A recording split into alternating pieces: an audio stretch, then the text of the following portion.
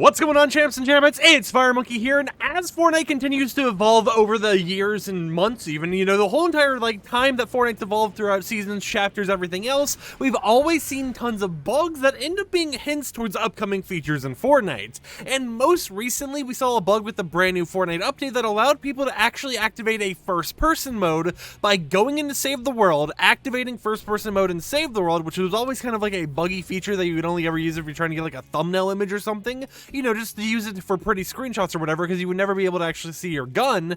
And people were able to enable this and Save the World, then go back to Battle Royale and have first-person mode on some of the weapons they had, like the assault rifle. It was a very buggy camera mode, but it was still working, and it was something that only happened after the most recent update. Now, if you're unaware of why this actually happened, to quickly kind of explain the whole entire situation to you guys, basically think about it like this, right?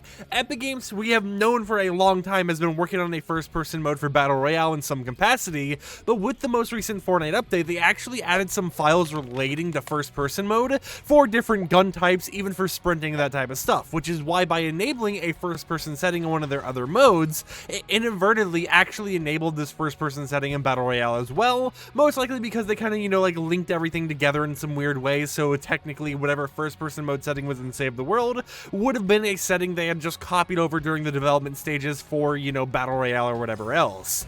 And it was something that was allowing you to actually use all these crazy emotes, do all this crazy stuff, when you weren't even intended to, right? You weren't even intended to be able to do this, but of course, you were able to, right? And it was a bug or whatever, but Epic Games has officially patched this bug. So knowing that it's patched now, I thought I'd just make a quick little video with you guys, just talking about the whole entire situation and talking about what this could mean for the future of Fortnite. Firstly, let me just go ahead and do an emote right here so we can get that challenge done, and then let's run away from this actual Citadel, but wait.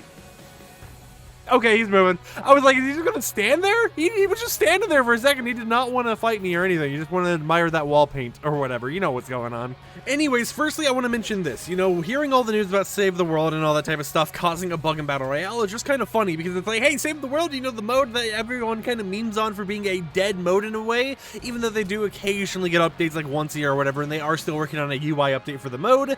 Well, that has caused a leak for an upcoming update to Battle Royale in some capacity, which is of course that first-person mode that they've been working on.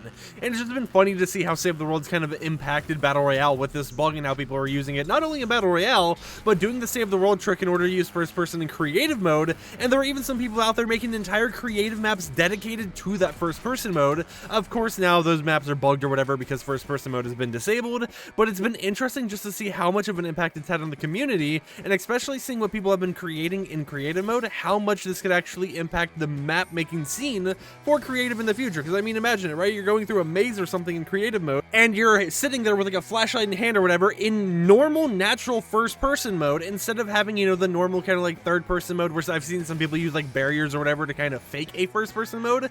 Imagine just being able to make like a horror map or something, like imagine recreating like the original like Slender game and all that stuff in creative mode using first-person. It showed a lot of possibilities people can do, and it is going to be a cool little feature, even if it doesn't exist in Battle Royale forever, just to see in creative, because it allows for so much more customization, so much more unique map designs and everything else to be created. And we've already seen some of those map designs and creations happen through people just having this bugged version of it. But of course, Epic Games has patched that earlier this week, I do believe, maybe a few days ago or whatever. They patched it, so now if you enable first person Save the World, it does not enable it in Battle Royale anymore. But it was interesting for the time it was around, just to kind of see how it interacted with the world, right? How it actually was used, and how it could kind of show what the future of Fortnite's going to be like.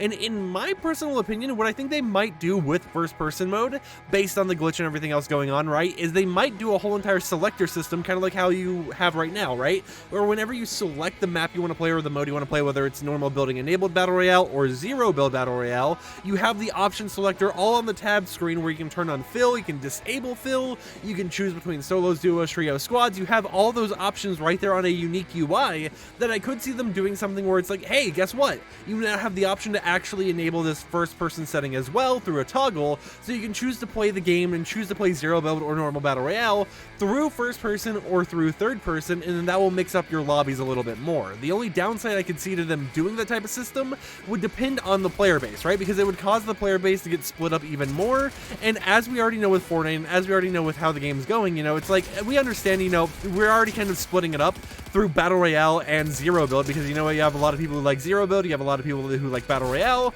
and then you have people like me who even do tricks to get into bot lobbies so that they don't play with anyone else at all because they're antisocial.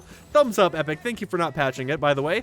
But then if you add this extra selector option to actually choose between, you know, playing first person or third person, that splits it up from being, you know, 2 game modes with these actual 4 different selector options to 2 game modes with 2 unique different lobby types with 4 different selector options for each of them, and it kind of becomes a big mess over time. So maybe what they're trying to do is just push out a live update to the game, being like, hey, whenever you're aiming down guns, you now have the option to toggle between first person aim or third person aim, and we can see kind of how the community evolves from there, right? If people enjoy, like, you know, this more third person view, or if they would prefer Fortnite's experimental, the first person view, which would allow you to sometimes, in some cases, be able to aim better if you're used to aiming in first person in games like Call of Duty, Rainbow Six Siege, and stuff like that. So, you know, it's going to be an interesting way to see Epic Games implement, but it is something that they've been working on for a long time, and it has not been scrapped because, I mean, we got an update most recently that actually caused this feature to be enabled early. So for today's comment question of the day, I gotta ask you guys, what do you think about first person mode in Fortnite based on the glitch and everything, which we accidentally had enabled in that one video I made on this channel when, you know, the update came out or whatever?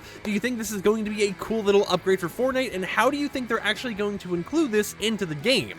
And I find it funny how I just now unlocked Refjector Seat, because I think that was the only augment I've been missing. If we go ahead and check here, maybe not. Maybe, wait a minute. Is Refjector Seat isn't looting. Okay, so maybe I have one more augment left to claim, but, oh, wait. Okay, hold on. Thumbs up. We gotta actually claim it there. There, we've claimed it. Is it in here? Nope, I don't know where Refjector Seat is, but at least we found it, we've discovered it, and we can use it in our games now. So yeah, you know, that was kind of just a random ramble or whatever. But yeah, you know, I think it's interesting to see how a bug has actually gone so big to the point where Epic Games made an official statement on their Fortnite status account being like, hey, we're aware of this happening, we've pushed an update to kind of fix this, you know, it was unintentional or whatever, and it's odd kind of seeing the community get mad at Epic Games for patching this when there's other things that patch in the game or whatever, because sure, you know, it is a whole entire, like, fiasco or whatever. It's like there are, in some cases, more important bugs to some people, but at the same time, you gotta keep in mind that this is a broken feature, and Epic Games might not want people to see this unreleased feature so early, because it could kind of, you know, ruin how good it will be once it officially releases. There could be some people who just accidentally had Save the World first person mode enabled, never realized it because they hadn't played in Save the World in a long time, and then they ended up playing Battle Royale and having this weird bug with their camera or whatever. There's a lot of things that could have gone wrong with it just by being a little glitch in the game that would make sense why they would disable it and not let the community have their fun. Now, it would be nice to see if, like, in another update or something, they would allow this experimental beta feature to be enabled in creative mode at least, through an actual toggle on the map maker's islands themselves, just to allow for more customization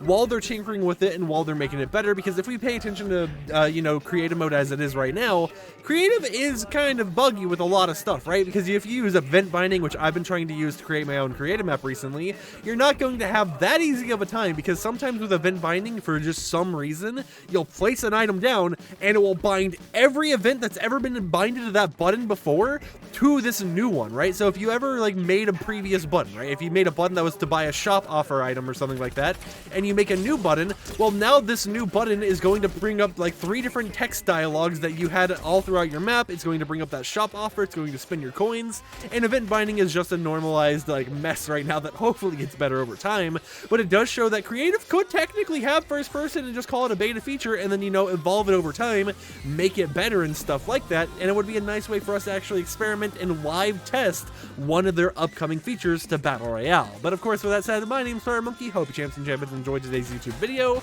If you did like it, if you didn't like the video, consider disliking it. Do whatever you want to do, right? I don't really care at the end of the day. As long as you're watching the video, you watch this far, I support you. I support whatever you want to do. So I will see you champs and champettes tomorrow with another YouTube video. Peace out.